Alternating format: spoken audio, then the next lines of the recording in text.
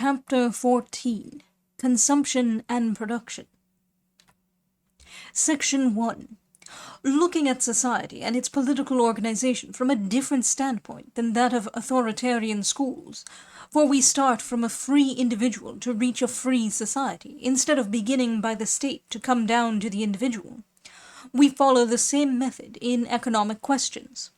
We study the needs of individuals and the means by which they satisfy them, before discussing production, exchange, taxation, government, etc.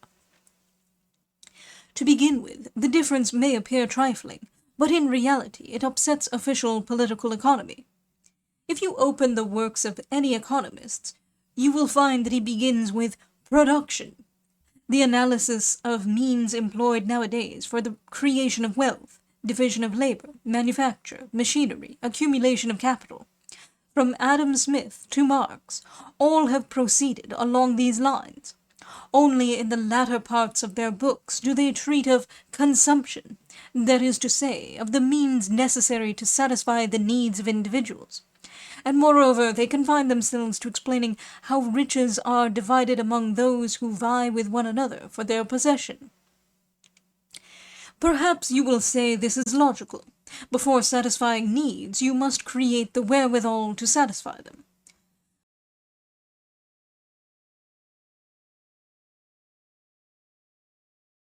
But before producing anything, must you not feel the need of it? Is it not necessity that first drove man to hunt, to raise cattle, to cultivate land, to make implements, and later on to invent machinery? Is it not the study of needs that should govern production? It would therefore be quite as logical to begin by considering needs, and afterwards to discuss the means of production, in order to satisfy these needs. This is precisely what we mean to do. But as soon as we look at it from this point of view, political economy entirely changes its aspect. It ceases to be a simple description of facts and becomes a science.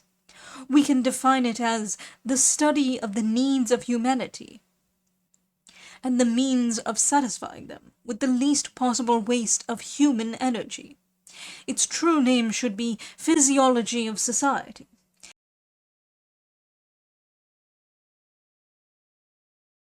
It constitutes a parallel science to the physiology of plants and animals, which also is the study of the needs of plants and animals, and the most advantageous ways of satisfying them.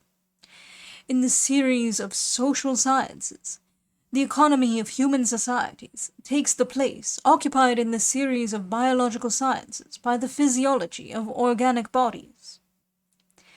We say, here are human beings, united in a society.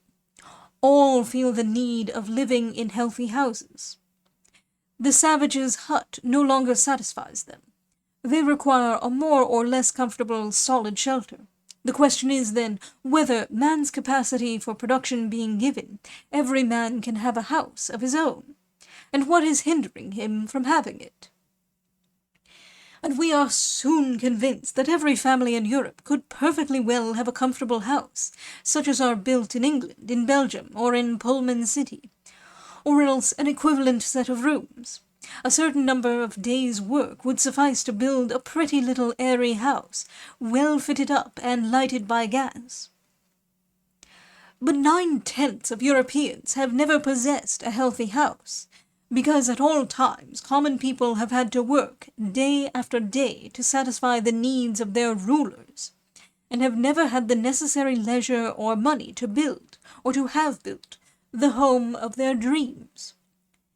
And they can have no houses, and will inhabit hovels as long as present conditions remain unchanged. As you see, we proceed contrary to economists, who immortalize the so-called laws of production, and reckoning up the number of houses built every year, demonstrate by statistics that the new-built houses, not sufficing to meet all demands, 9/10 of Europeans must live in hovels. Let us pass on to food. After having enumerated the benefits accruing from the division of labor, economists tell us the division of labor requires that some men should work at agriculture and others at manufacture. Farmers producing so much, factories so much, exchange being carried on in such a way, they analyze the sale, the profit, the net gain or the surplus value, the wages, the taxes, banking, and so on.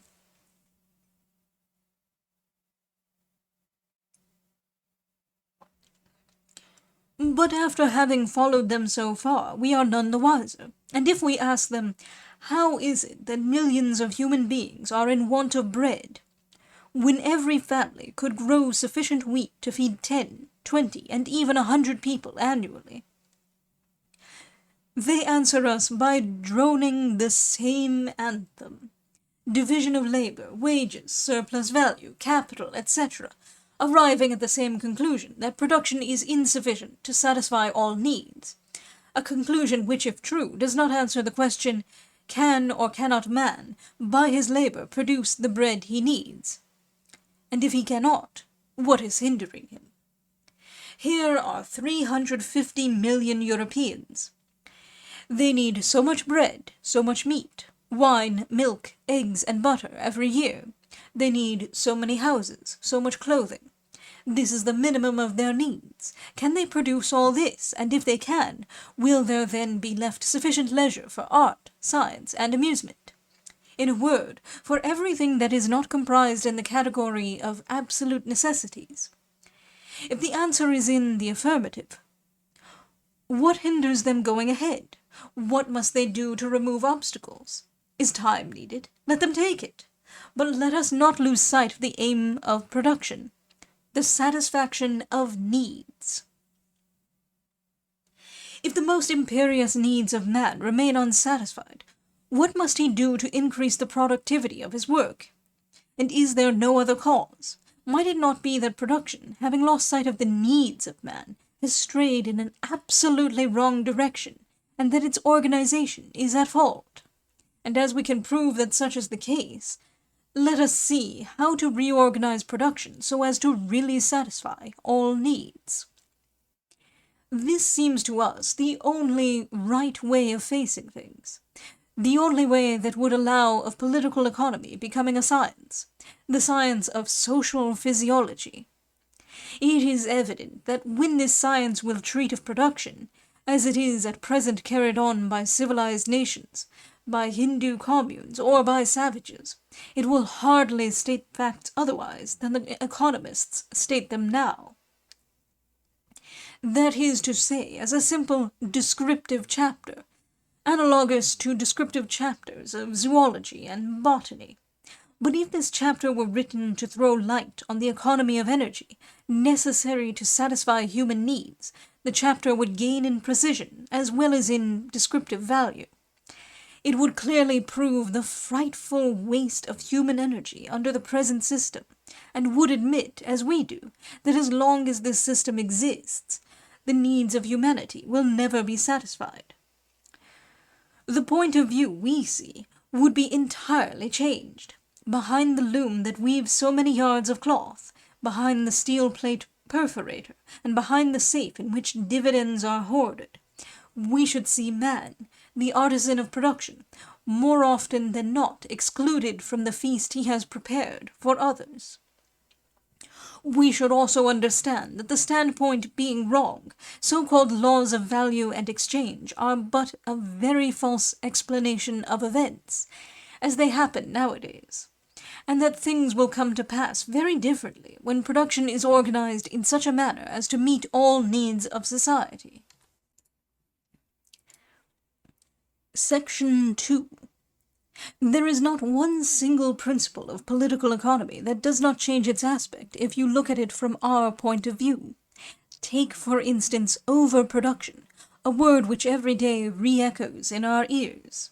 Is there a single economist, academician, or candidate for academical honors who has not supported arguments proving that economic crises are due to overproduction, that at a given moment more cotton, more cloth, more watches are produced than are needed? Have not men accused of rapacity the capitalists who are obstinately bent on producing more than can possibly be consumed? But on careful examination, all these reasonings prove unsound. In fact, is there a commodity among those in universal use which is produced in greater quantity than need be? Examine one by one all commodities sent out by countries exporting on a large scale, and you will see that nearly all are produced in insufficient quantities for the inhabitants of the countries exporting them. It is not a surplus of wheat that the Russian peasant sends to Europe. The most plentiful harvests of wheat and rye in European Russia only yield enough for the population. And as a rule, the peasant deprives himself of what he actually needs when he sells his wheat or rye to pay rent and taxes. It is not a surplus of coal that England sends to the four corners of the globe, because only 3/4 of a ton per head of population annually remain for home domestic consumption, and millions of Englishmen are deprived of fire in the winter, or have only just enough to boil a few vegetables. In fact, setting aside useless luxuries, there is in England, which exports more than any other country, but a single commodity in universal use: cottons, whose production is sufficiently great to perhaps exceed the needs of the community. Yet when we look upon the rags that pass for wearing apparel, worn by over 1/3 of the inhabitants of the United Kingdom, we are led to ask ourselves whether the cottons exported would not, within a trifle, suit the real needs of the population. As a rule, it is not a surplus that is exported, though it may have been so originally. The fable of the barefooted shoemaker is as true of nations as it was formerly of artisans.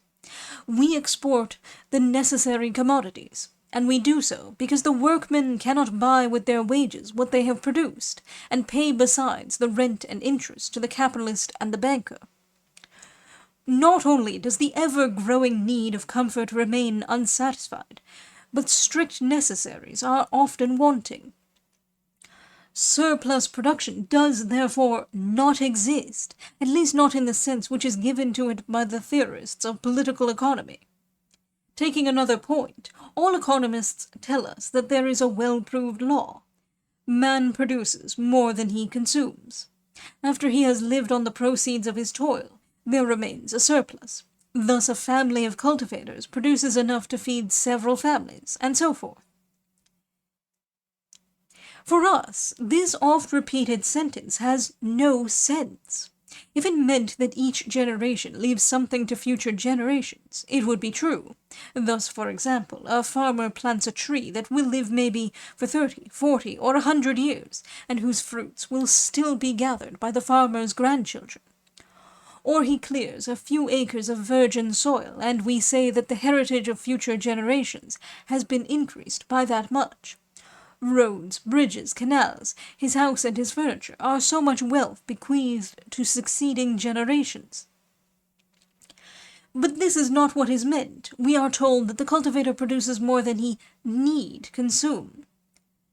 Rather should they say that, the state having always taken from him a large share of his produce for taxes, the priest for tithe, and the landlord for rent, a whole class of men has been created, who formerly consumed what they produced, save what was set aside for unforeseen accidents or expenses incurred in afforestation, roads, etc., but who today are compelled to live very poorly, from hand to mouth, the remainder having been taken from them by the state, the landlord, the priest, and the usurer.